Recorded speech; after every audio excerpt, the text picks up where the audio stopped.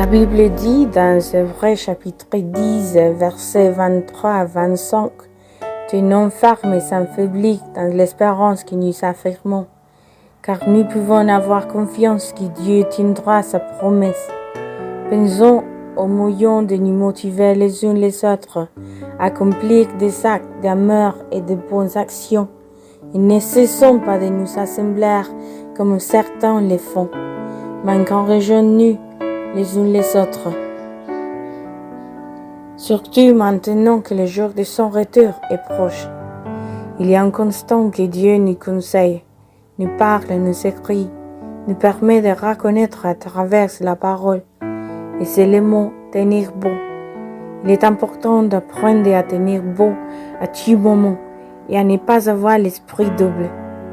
Connaissez-vous quelqu'un qui a l'esprit double? Peut-être avez-vous traversé ces moments. Aujourd'hui, vous pensez d'une façon et demain, vous pensez d'une autre. La Bible nous apporte la clarté et nous dit l'importance de tenir bon à tout moment. Premièrement, comprendre que les temps vont venir. Oui, les bons temps vont venir. Oui, les mauvais temps vont venir.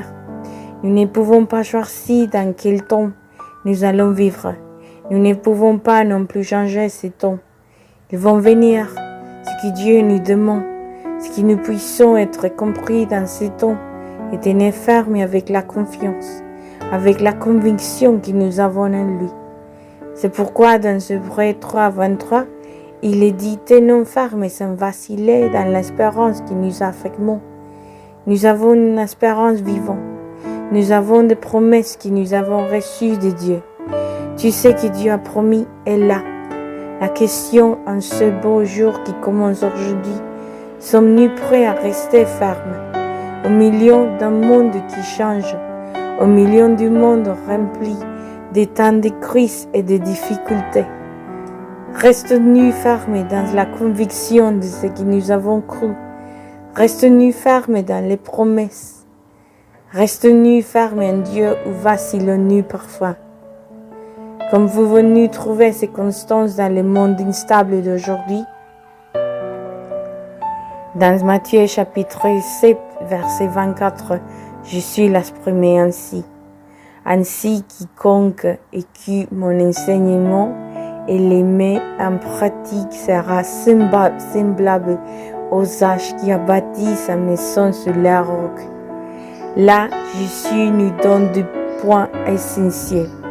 L'une est d'écouteur. C'est lui qui entend. C'est lui qui écoute mes enseignements. C'est la première chose.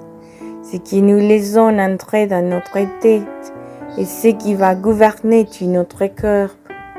Parce que ce que nous entendons est grave dans notre esprit et dans notre cœur. Et c'est ce qui nous amène à avoir certaines attitudes face aux circonstances que nous affrontons dans la vie. Nous avons des sens spirituels et l'écoute est l'un de ces sens spirituels que nous devons apprendre, bien nourrir ce que nous entendons et que nous écoutons. C'est important parce que cela nous donnera une idée claire et réaliste de si, oui ou non, nous resterons dans le Seigneur. Nous devons savoir discerner de qui nous entourons et quelle influence ces personnes exercent sur nous pour nous faire dévier du plan de Dieu ou nous aider à être plus affirmés en lui. La Bible nous parle de nombreux personnages qui se sont laissés influencer par les personnes qui les entouraient, qui leur étaient proches et cela a marqué quelque chose de décisif dans leur présent et dans leur avenir. Un des exemples est même dans Josué et Caleb, des jeunes hommes qui ont entendu la voix de Dieu, ont reçu l'instruction de Dieu, sont allés voir la terre promise, sont revenus encouragés à aller à la conquête. Malheureusement, ils étaient entourés de personnes qui, bien qu'ils étaient influentés dans le peuple, bien qu'ils avaient de bonnes positions et de bonnes intentions, n'ont pas obéi à Dieu. Ils avaient peur. Ils ont eu peur et les conseils qu'ils ont donnés au peuple d'Israël étaient d'abandonner la promesse que Dieu leur avait donnée. ce qui a fait que le peuple d'Israël a erré dans les déserts pendant 40 ans. Cependant, Josué et Caleb ont appris à rester au milieu de ces 40 ans. Ils ont continué à croire en la promesse. Avec les yeux fixés sur la promesse, et quand les 40 ans de désert ont été terminés, Caleb s'est approché de Josué et dit, « J'ai la même force que j'avais il y a 40 ans. Donc aujourd'hui, je te demande de me donner le territoire des gens. Je veux ces montagnes, je veux Hébron. » Un autre exemple, nous l'avons aussi chez Roboam. Il était le fils du roi Salomon. C'était un jeune homme qui ne voulait pas écouter les conseils des anciens, mais les conseils des autres jeunes hommes. En tant que roi, il a pris de mauvaises décisions et a entraîné de grandes conséquences. Quelles étaient ces conséquences? Le royaume d'Israël était divisé en deux, la nation du nord et la nation du sud. La Bible dit que dans la multitude des conseils, il y a de la sagesse. Dans la multitude des conseillers, il y a de la sagesse. Mais la question est de savoir s'ils sont les bons conseillers, d'en demeurer en Dieu et avoir avec ce qui vous permettez d'entrer dans votre vie.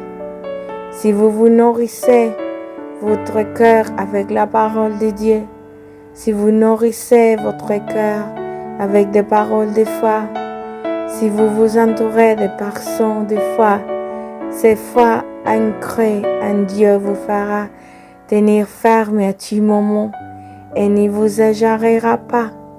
Vous tenez dans ce que Dieu vous a donné. Je pourrais vous donner bien d'autres exemples bibliques, mais ce que je veux dire, c'est que ce que vous écoutez et que vous écoutez vous influencera constamment, car ce que vous écoutez est laissé entrer dans votre cœur, devient une pensée et de là, une habitude qui vous conduira à pécher en cœur et en cœur, jusqu'à ce que vous perdiez le contrôle de Dieu et soyez complètement dominé par les péchés et que vous vous détourniez du plan de Dieu. Ainsi, Jésus a dit que quiconque entend ma parole, quiconque écoute mes enseignements et deuxièmement, le met en pratique. C'est cela l'obéissance. Jésus a dit que si nous pouvons mettre ces deux mots ensemble, écouter à faire et les synthétiser ou les résumer dans les mots obéissance, Jésus a dit que celui qui est obéissant est un homme sage qui construit sa maison sur la rocher. Il faut souligner que l'obéissance à Dieu et à ce qu'il dit à travers sa parole, donc écouter et faire ce qui est obéissance, vous aidera à rester ferme au milieu du monde changeant, au milieu du monde compliqué et plein de crises.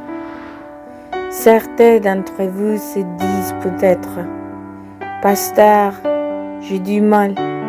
Que dois-je faire pour être capable de vous soutenir en tant que chrétien? Que dois-je faire pour être capable de rester humble en Dieu? Parce que je sens qu'il y a des tentations autour de moi ou des propositions qui semblent bonnes et je ne vais pas faire d'erreur. Je vais rester ferme en Dieu. Alors, je vous donne 5 points importants pour que vous puissiez rester ferme en Dieu. Premièrement, recevez le Christ dans votre cœur et croyez ce qu'il a déjà accompli pour vous sur la croix du Calvaire. Tu sais dont nous avons besoin a été conquis par le Christ sur la croix. Il suffit de le croire et ce sera le premier pas suffisant pour que vous puissiez avancer. Vivre la vie chrétienne par la force de la volonté est impossible. Nous devons demeurer dans celui qui a déjà tout accompli pour nous. Ce mot demeurer signifie faire une demeure en lui. En d'autres termes, faites de Dieu votre demeure, votre refuge, votre lit votre lieu sur les lieux où vous ne voulez pas partir. Les lieux où vous allez demeurer, tu les tons pour dépendre de lui.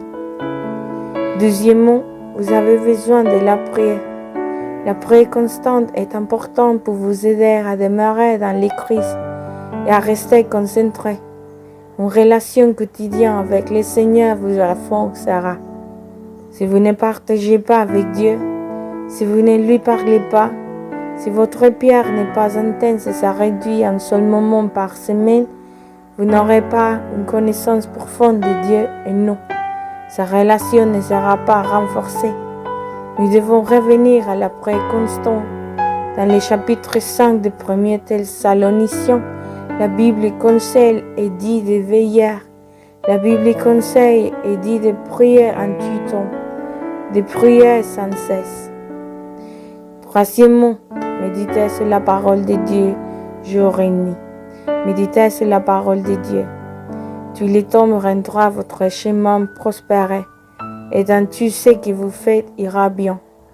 Combien de fois au cours de la journée ou à cause de la semaine, nous prenons la Bible pour la lire, la fouiller et méditer.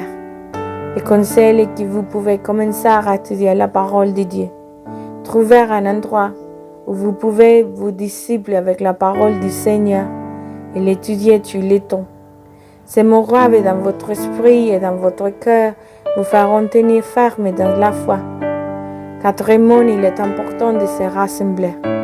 Dans les livres de vrai, la Bible dit de ne pas renoncer à vous réunir, comme certains ont l'habitude de le faire, comme nous l'avons lu au début de ce recueil, s'assembler, c'est-à-dire se réunir dans un endroit avec des personnes qui ont la foi et qui suivant aussi le Christ vous fortifiera en Dieu. S'unir ou se réunir avec des personnes qui partagent la foi est très important. Et de cette façon, vous vous entourez de personnes de foi. Et ce sera le dernier point. Marchez avec des personnes de foi. Marchez avec des personnes qui ajoutent et nous soustraient. Pas seulement avec des personnes qui semblent avoir une bonne intention. Les bonnes intentions ne vivent pas. Des personnes qui sont ancrées dans la foi, qui peuvent vous donner un coup de main quand vous êtes faible. La Bible dit que Dieu valait mieux qu'un, parce que si l'un tombe, l'autre le relèvera. Entourez-vous de personnes de la foi. Gardez à l'esprit ces points simples mais importants.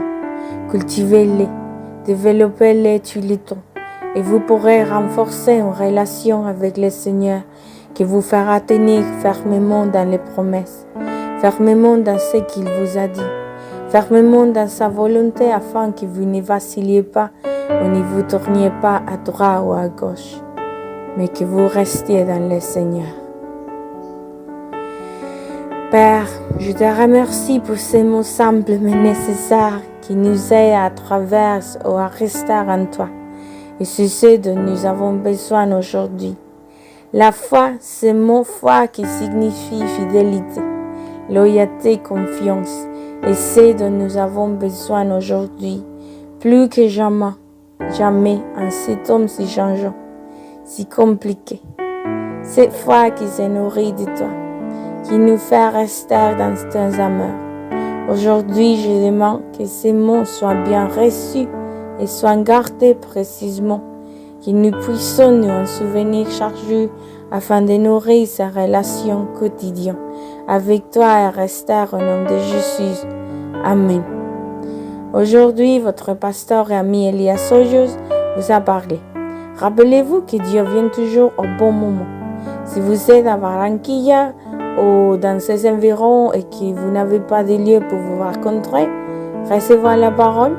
Je vais lancer l'invitation à la carrière 49, numéro 90 548. Là, au premier étage, nous avons des réunions les jeudis à 19h midi, les samedis à 17h et les dimanches à 8h et à 10h du matin. Venez nous rendre visite, nous vous attendons et bénédiction.